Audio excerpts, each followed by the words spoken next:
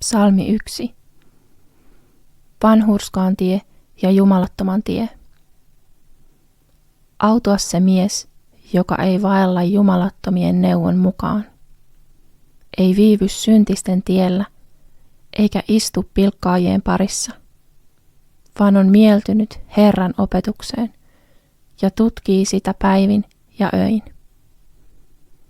Hän on kuin vesipurojen ääreen istutettu puu, joka antaa hedelmänsä ajallaan ja jonka lehti ei lakastu.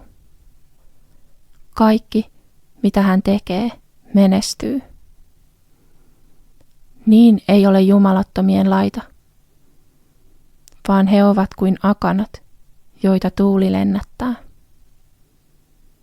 Sen tähden jumalattomat eivät kestä tuomiolla, eivätkä syntiset vanhurskaiden seurakunnassa.